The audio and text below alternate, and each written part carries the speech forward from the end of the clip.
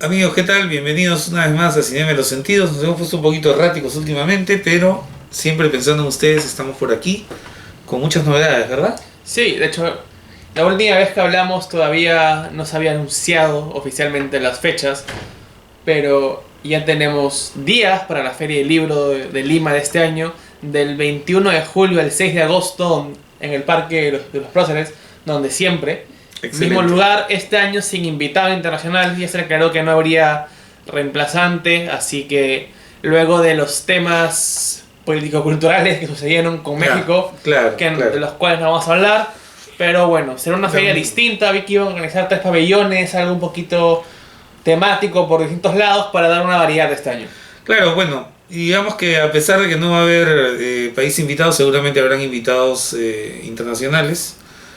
Y claro, hay mucha expectativa de todas maneras. Creo que la Feria del Libro de Lima en los últimos años se ha ido consolidando como un gran evento, ya no solo capitalino, ¿no? Sino, digamos, hablando del libro en términos regionales, por lo menos para esta parte de América Latina, la Feria del Libro ya es una feria importante, ¿no? En cierto sentido.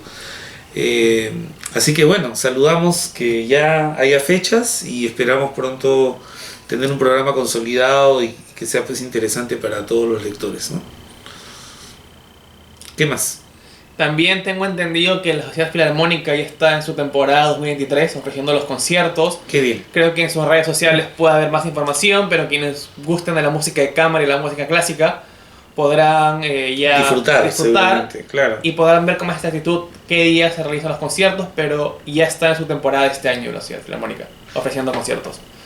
Ahorita no hay festivales de cine, ya entre finales de julio y agosto se viene el Festival de Cine de Lima, Claro. todavía no han anunciado programación, y hay un pequeño ciclo en estos días también en la sala de la Universidad Católica, en el Centro Cultural, Ajá. de cine destacado del 2022-23, digamos. Películas que han estado en los Oscar, películas que han estado en Cannes, la legislación de partir de Chango Park, se me ocurre también, me parece que EO, la película polaca, Alcarrás, que ganó el premio, que ganó el Oso de Oro, están todas Una muestra panorámica, una digamos, muestra de lo mejor del lo mejor de la cartelera. Qué 2022-23. bien, eso me parece excelente. Bueno, ahora hablar del invitado. Ahora hablar del invitado, y por eso yo te paso la palabra Muy para bien. que puedas rematar el asunto. El invitado de hoy es un periodista argentino llamado Alejandro Drosnes, que ha tenido la genial idea de tejer un libro eh, que es un libro sobre fútbol, pero a la vez es un libro que recuerda la gesta libertadora y a algunos próceres de esa gesta. Y en el tejido, lo que ha logrado Alejandro Drosnes es, de alguna manera, fusionar la historia con mayúsculas, ¿no? Con historias que vienen de los estadios, de las canchas, de los barrios, de las ciudades, que forman parte de ese evento eh, ya global, digamos, ¿no? Que es la Copa Libertadores de América, ¿no? Que, como bien dice él, no se llama Libertadores en vano. La palabra Libertadores al lado de la Copa no es un espacio vacío, más bien está lleno de significado, y es lo que él trata de hacer en este libro. De manera que sin más, pasamos a la entrevista con nuestro colega Alejandro Drosnes, que ha publicado el libro aquí en Lima con el sello Peso Pluma. Libertadores de América, un libro de Alejandro Drosnes, ¿verdad? Con comentarios de Aldo Panfichi en el prólogo. Les cito brevemente lo que dice aquí Panfichi, que es un conocido sociólogo y además eh, estudioso del fútbol. Dice, el libro de Alejandro Drosnes, con su periplo por ciudades, estadios y países, muestra que no existe una forma de vivir, sentir y jugar al fútbol en América Latina. Totalmente de acuerdo y espero que esta entrevista les resulte interesante. Viene entonces Alejandro Drosnes, acompáñenos.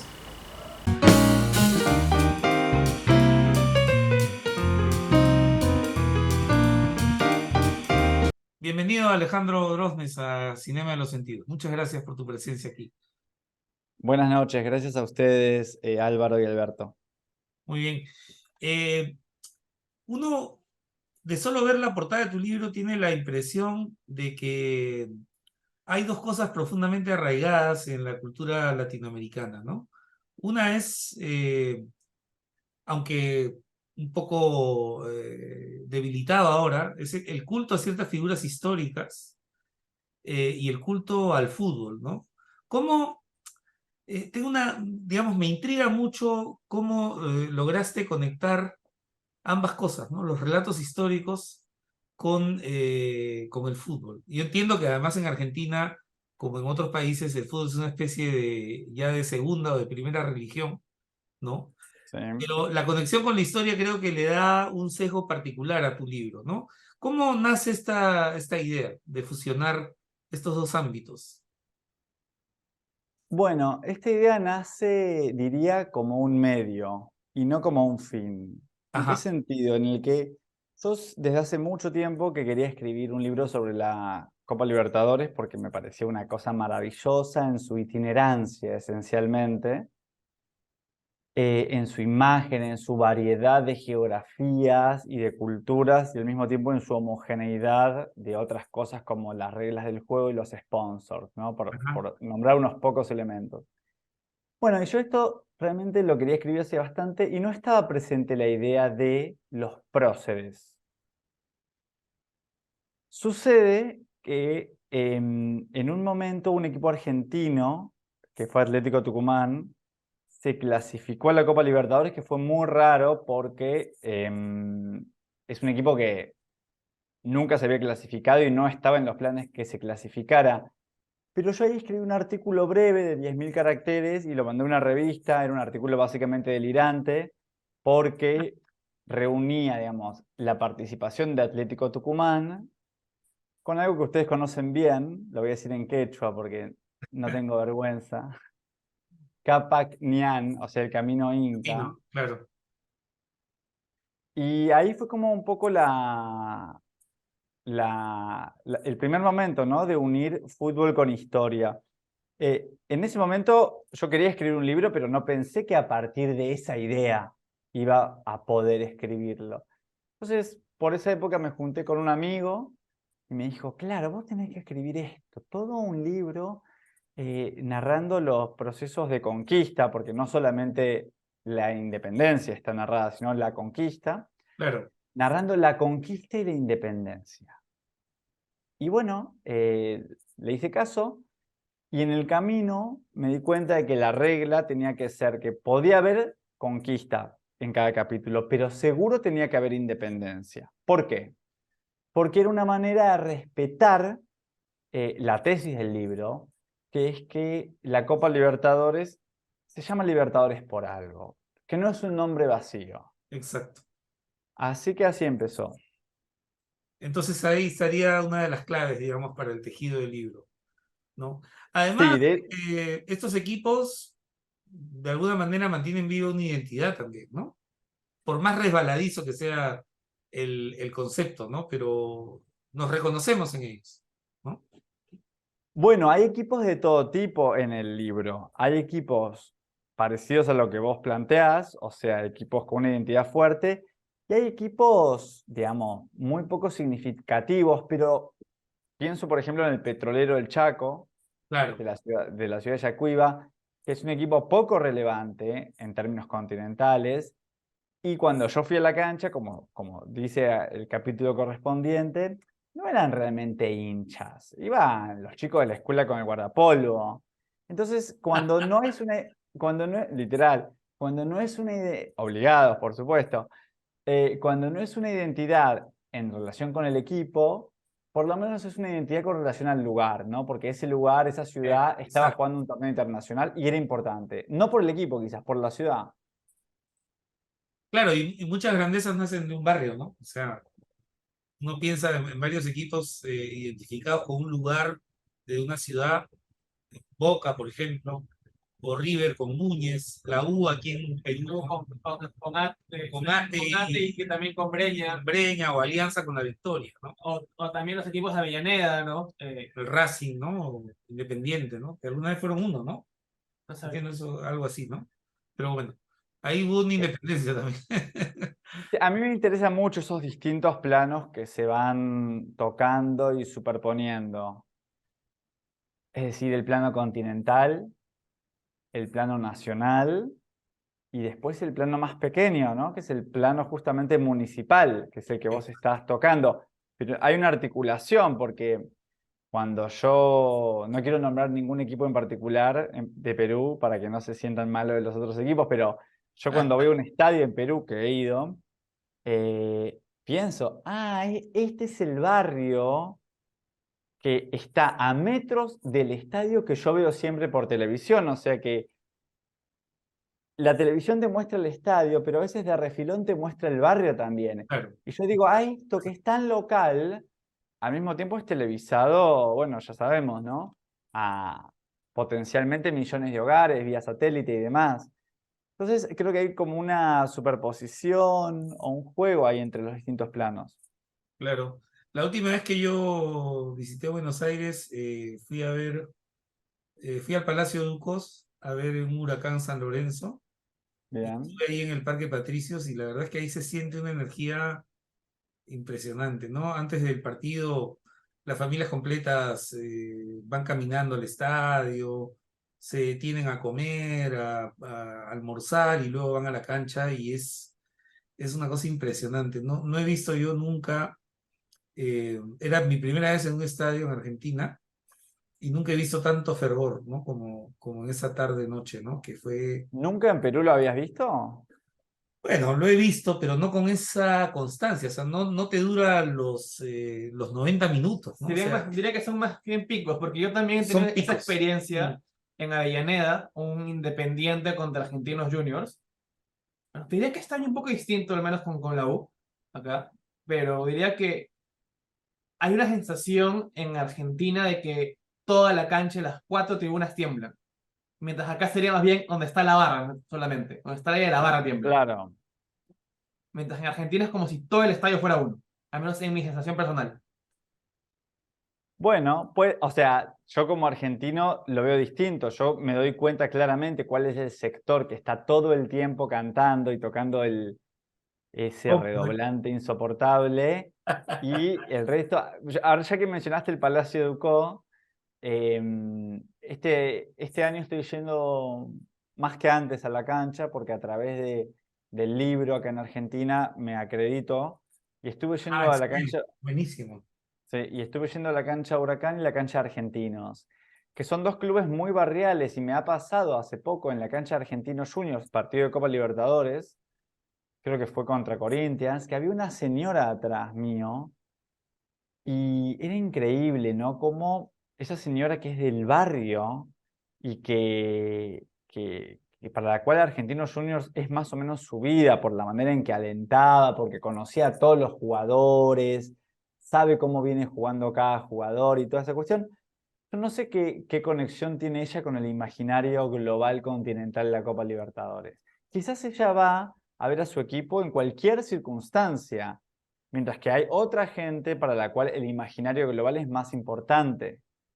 Por ejemplo, yo. Y hablando de ese imaginario global y además ese trabajo de investigar también cada proceso y cada país, quiero hablar del proceso de investigación detrás del libro, porque no solo has tenido que averiguar, digamos, la historia de la independencia de cada país, sino cómo se conecta este proceso con los equipos de fútbol de cada uno. Bueno, eso fue a través de muchísimo trabajo, es decir, fui a ver un montón de partidos de Copa Libertadores y no todos están en el libro, supongo que la mitad estará en el libro. ¿Por qué? Porque muchas veces yo no lograba encontrar un correlato Ajá.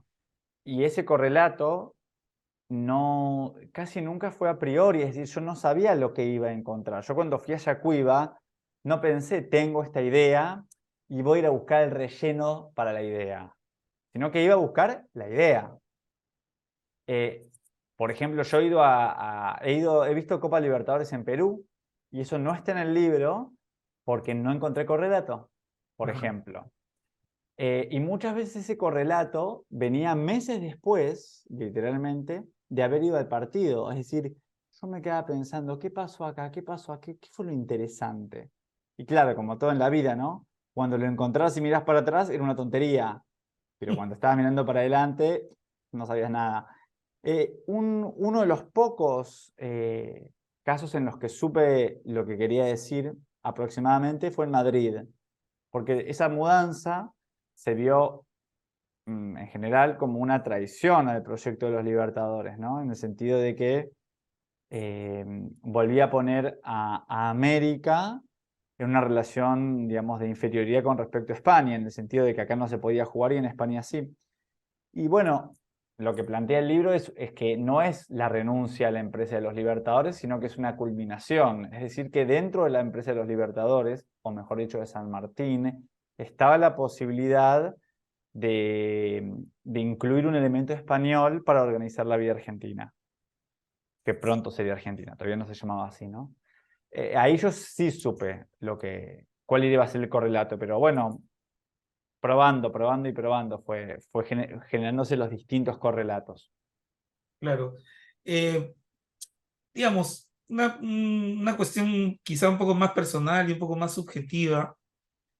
Preguntarte, ¿qué jugadores argentinos crees tú, digamos, históricamente hablando, dos o tres figuras que tengan una estatura popular enorme? Ya me imagino que Maradona es el primero, pero que podría también analogarse en cierta forma con una figura heroica o con un prócer, ¿no? ¿Existe tal analogía? ¿La has pensado alguna vez? Bueno, por supuesto que hay jugadores, o sea, hay jugadores que tienen estatuas, ¿no? Y hay directores técnicos que tienen estatuas. Para Ujú. hablar de Argentina y de los dos clubes más grandes, últimamente, la estatua de Gallardo, Sí. técnico de River, ex técnico de River, se inauguró hace muy poco. Y Riquelme tiene una estatua también en la Bombonera, entre otras estatuas que hay en la Bombonera. A mí, para dar un aporte original, lo que me interesa mucho de la Copa Libertadores y del fútbol sudamericano es que habilita la posibilidad de un prócer extranjero. Ajá, Y esto para mí es lo verdaderamente interesante. Porque, bueno, en Boca, por ejemplo, Chicho Serna, por decir un nombre, es un prócer y es extranjero. Em, Ahora mismo, Barcelona de Guayaquil tiene un arquero que creo que se llama Burray, me parece, ajá, que es argentino, ¿no? Creo que es bueno, no sé si no es de Córdoba. Y acá en Argentina yo creo que camina por la calle y no lo conoce nadie. Y seguramente en Guayaquil no puede salir a la calle la gente como lo admira.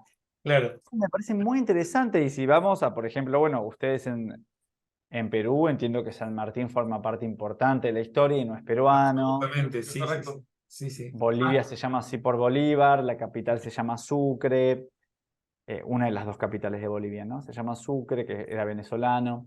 Entonces, a mí lo que me gusta mucho es esta cuestión del prócer extranjero, porque es casi un contrasentido, y por eso Exacto. es interesante. Y claro, y ahora que tú mencionas esto, uno piensa en el campeonato peruano, por ejemplo, donde en el top de los goleadores, Todos son extranjeros, posiblemente. la mitad por lo menos y un poco más son extranjeros, ¿no? Y claro, héroes populares, ¿no? Porque son gente muy, muy recordada y muy querida, ¿no? Por los hinchas y de cuando en cuando reaparecen por aquí para algún homenaje y la gente les demuestra pues un cariño y un afecto extraordinario, ¿no? Interesante. Debe ser muy loco, ¿no? Vivir en tu lugar y estar más o menos tranquilo, pero en otro sitio.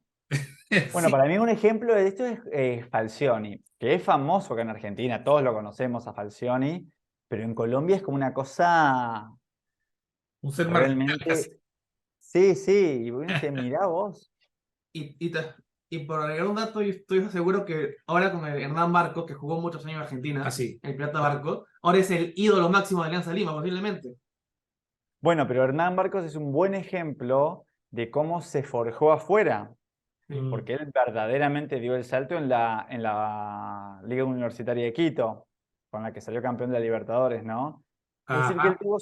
él tuvo su momento mítico allá en Quito con Damián Manso. Me acuerdo que una vez fui a ver la Universidad de Quito, perdón, perdón, ¿qué estoy diciendo? La Liga Universitaria de Quito.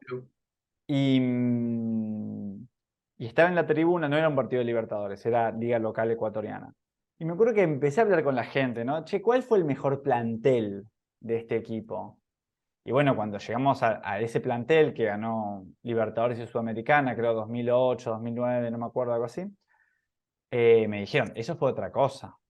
Claro, estaba Bausa como director técnico, bueno, Damián Manso, Hernán Barcos. De casualidad son todos argentinos los que estoy nombrando.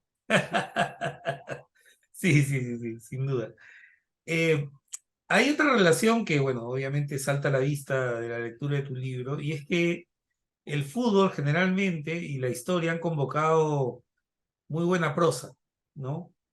Y claro, en eso hay una tradición interesante. Yo recuerdo, por ejemplo, textos de Osvaldo Soriano sobre estos jugadores o bien en decadencia o casi desconocidos, jugadores de barrio. Recuerdo textos de alguien como Galeano. Y recuerdo también muchas crónicas de una revista que tú has conocido muy bien, también Alberto, que es El Gráfico, que ha desaparecido y que creo que ha dejado un vacío porque me da la sensación, tú me corregirás, que no hemos vuelto a tener textos escritos de esa calidad. No digo que actualmente todo sea malo, obviamente, pero creo que el nivel que alcanzó el gráfico en cierta etapa de su historia, creo que no se ha repetido otra vez, ¿no? Claramente tengo una mejor opinión del periodismo de cuando yo leía periodismo, 1990 básicamente, que ahora por los motivos obvios también. Ahora hay que generar 25 veces más contenido, Exacto. con lo cual el gráfico era semanal, etcétera. Pero sí, a mí, digamos, el libro empieza con digamos, creo que el gráfico aparece en la segunda página, porque me gustó esta idea de empezar a hablar de la relación con la Libertadores antes de Fox Sports. Canal que amo, aclaro, no tengo nada en contra de Fox Sports, pero me gustaba que quede registrado en el libro que hay una prehistoria de esto, que esto no empezó ahora con Fox o con ESPN No, eventualmente, sino que esto viene de antes y yo llegué como a rozar ese mundo previo de la Copa Libertadores, donde todo era tan distinto que, bueno, los sponsors no estaban unificados, sino que cada club ponía sus sponsors. Hoy sería inimaginable esto. O en ese primer partido que aparece en el libro, que es Barcelona contra River, la cantidad de gente que había atrás del arco en el momento decisivo, es decir, cuando Barcelona hace un gol y entran todos a la cancha y el árbitro da por terminado el partido, porque, bueno, con toda esa invasión de campo ya no se podía seguir jugando. Eso hoy es inimaginable. Es totalmente estricto el tema de la Conmebol. Todas las personas que están ahí, digamos, adentro del campo de juego, tienen sus pecheras, etcétera, etcétera. Así que, bueno, el gráfico está presente en el libro. Y de hecho, yo hice creo que 2 entrevistas para el libro y una sola persona está nombrada como tal, que es un periodista de gráfico, ujú, que es Adrián Maladeschi. Lo fui a visitar y bueno, todo lo que me dijo está volcado en el libro, ¿no? O sea, lo importante que era el gráfico en ese momento. Me dijo, igual de importante que hoy Fox, porque hoy Sebastián Viñolo va a Colombia y es importante. claro. Entonces, Ya son bueno, seres mediáticos, ¿no?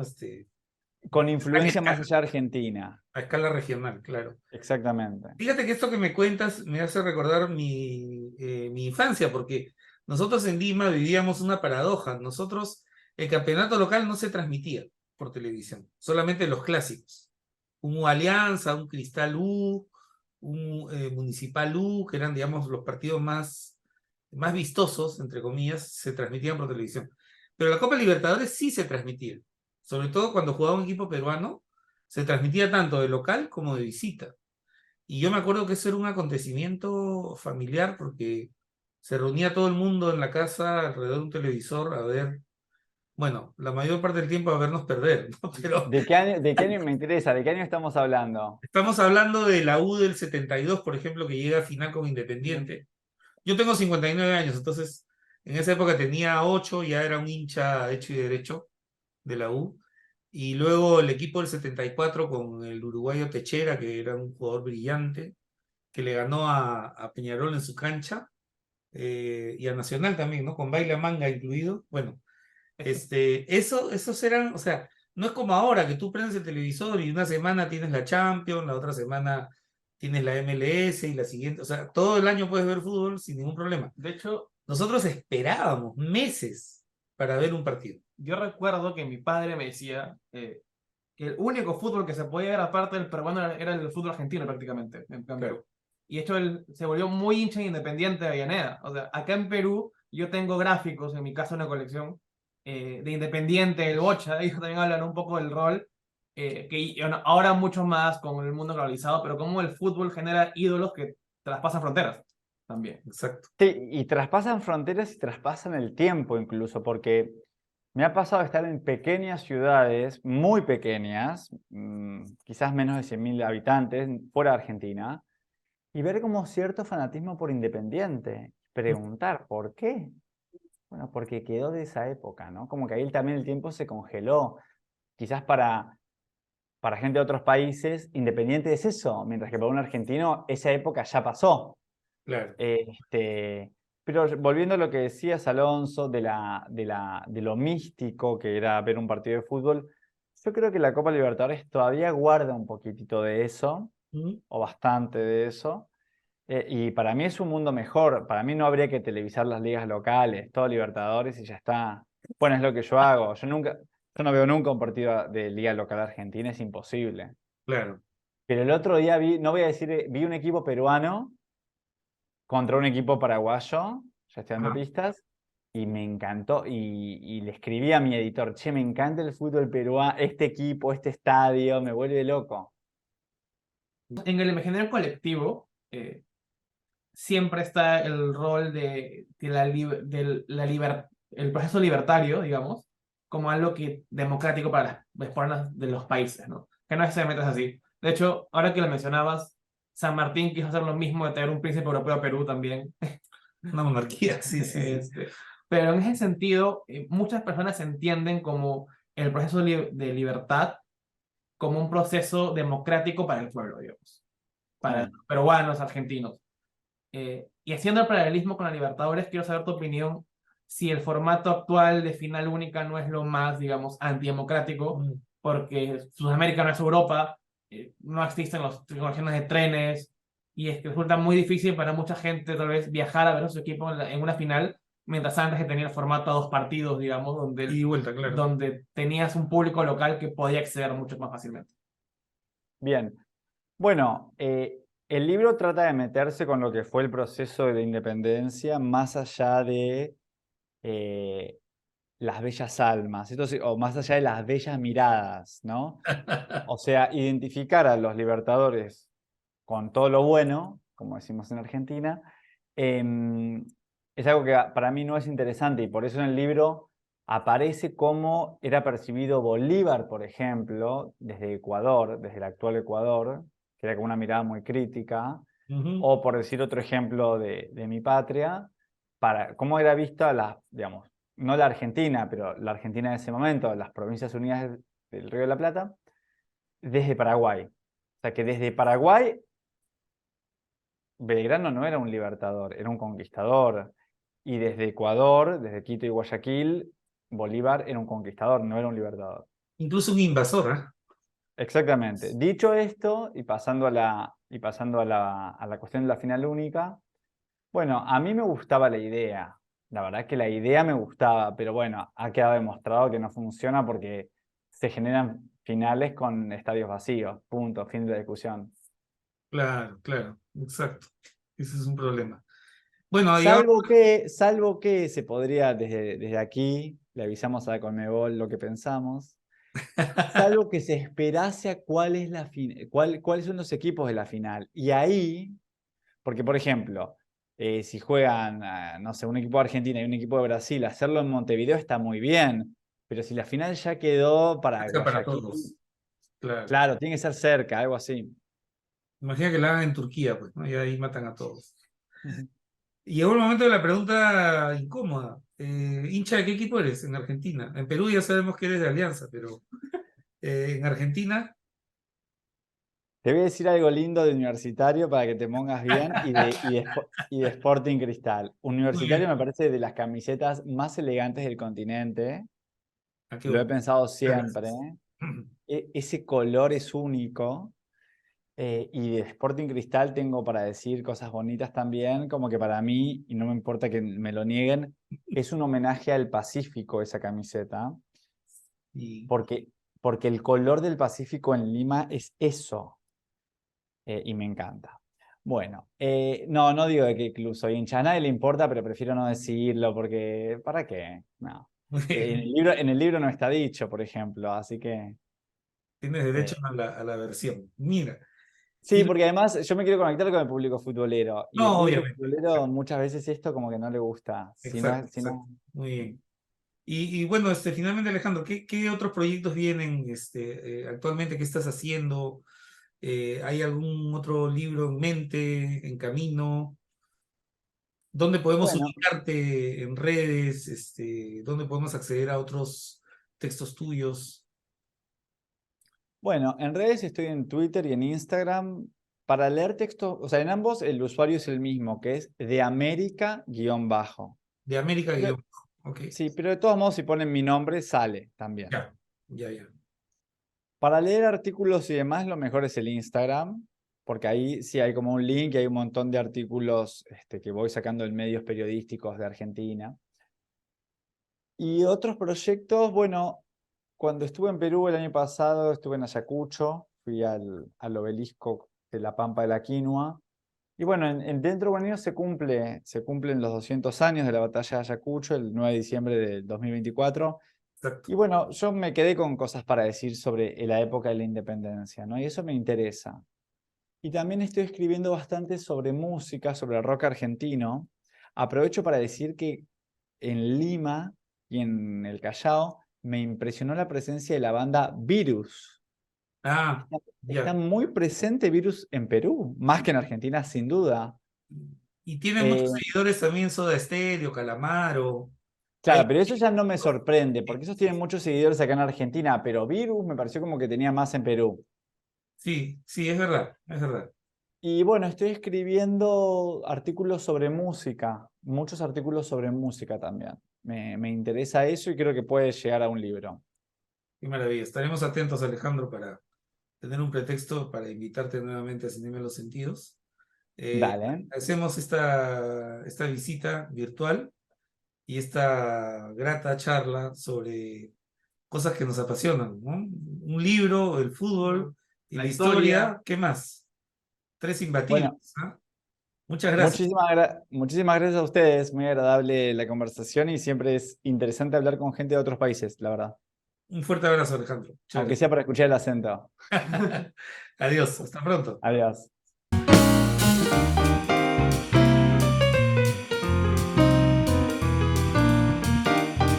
Y después de una entrevista tan intensa como una final de Libertadores, Exacto.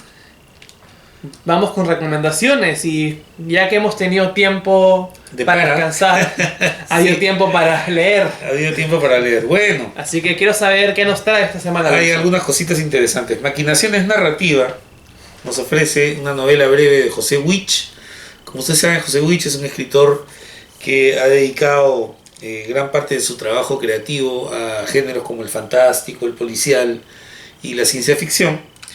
Y hoy nos ofrece El General y la Máquina, donde naturalmente no se aleja de los géneros que él conoce, pero nos plantea una narración interesante porque esto es un encuentro, es un poco de autoficción también, porque él de alguna manera es personaje también en el libro, aunque está enmascarado, por supuesto, pero él ingresa a una especie de máquina donde se encuentra con el general Velasco, ¿no?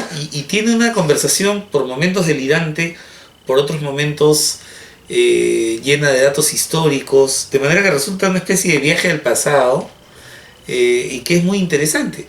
Lo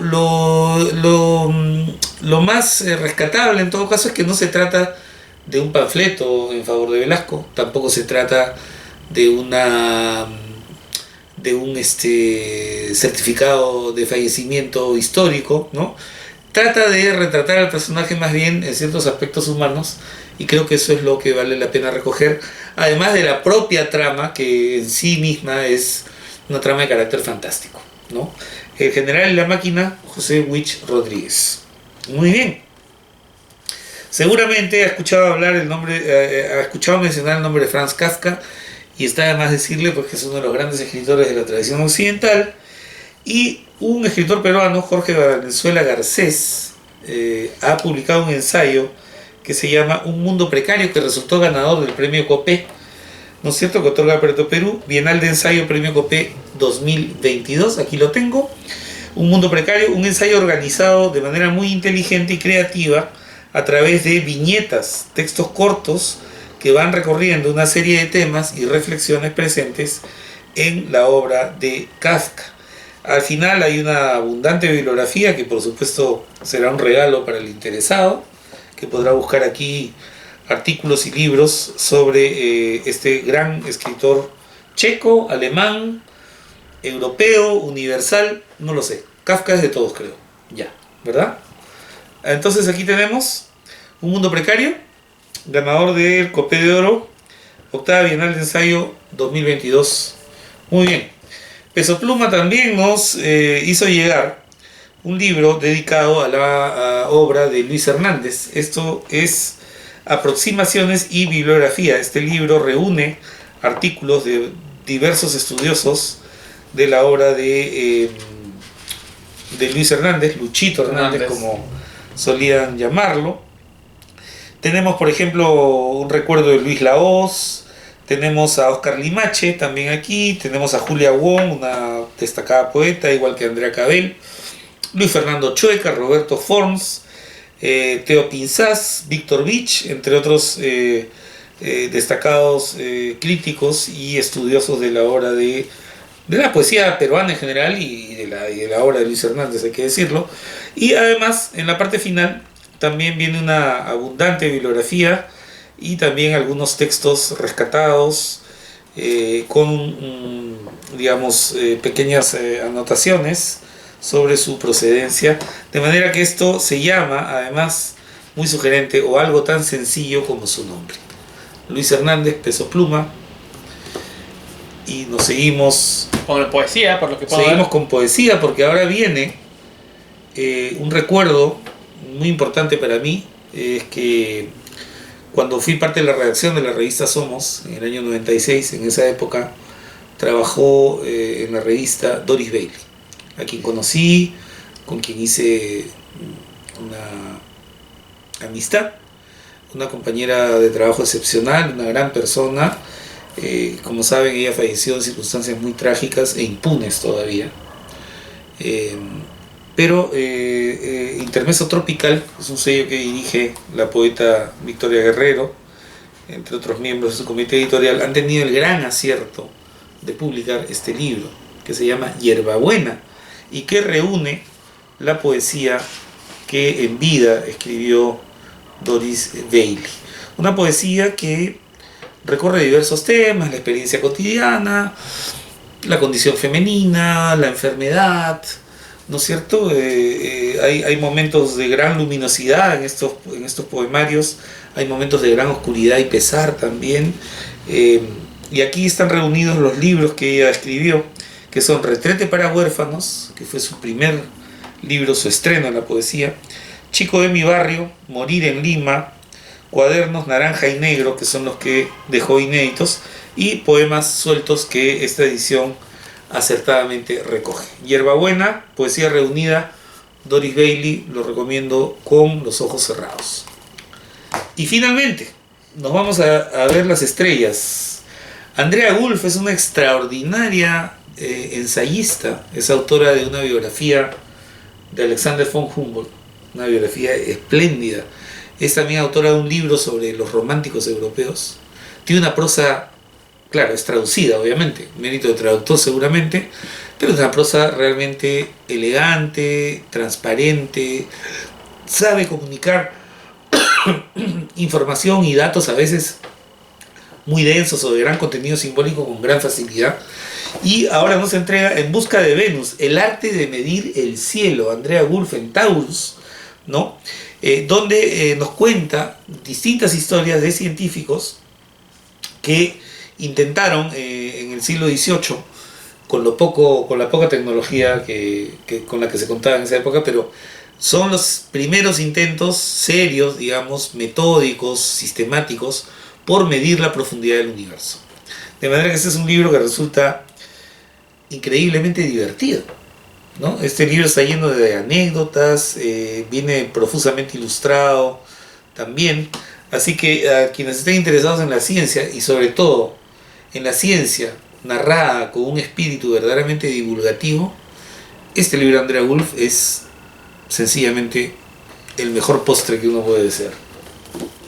Maravilloso. Ahora, Listo. un par de cositas de cine, todas de streaming. Estas últimas semanas la cartera ha estado llena de películas blockbuster. Hemos tenido estrenos de Spider-Man, Transformers y Flash, Wow. que nos han comparado todo, digamos, blockbuster puro y duro. Lo que los norteamericanos llaman la época de blockbuster de verano. Pero así que voy a rescatar unas cositas que se pueden ver por streaming. En primer lugar, Movie nos ha rescatado una película de los años 70, una película alemana. Para quienes conozcan un poco la historia de la juventud en Europa, sobre todo, en los años 70 y 80, en diversos países hubo fuertes problemas con consumo de sustancias por parte de gente muy joven. Ajá, Algo que, por ejemplo, Saura tocaba en Deprisa, Deprisa. ¿verdad?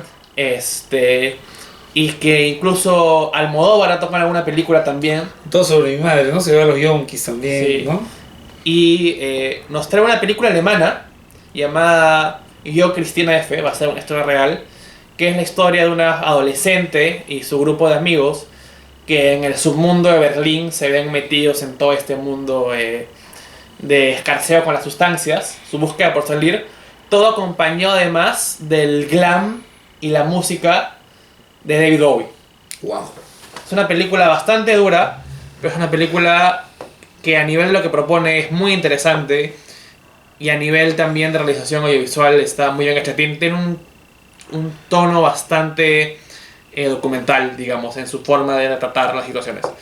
Cambiando un poquito de tema, siguiendo en Movie, está ofreciendo una pequeña muestra de David Lynch, Wow. el conocido director surrealista, Qué maravilla. con 2 películas. ¿No miras que Mulholland Drive? El hombre elefante, en primer lugar, Oh. otra película durísima, Sí. muy sentimental sobre este hombre que ha nacido con una serie de malformaciones genéticas y que es expuesto como una especie de bestia, de un freak, Un monstruo fenómeno, ¿no? en circos, pero que busca sentirse humano. Exacto. Y en segundo lugar, Mulholland Drive. Qué maravilla.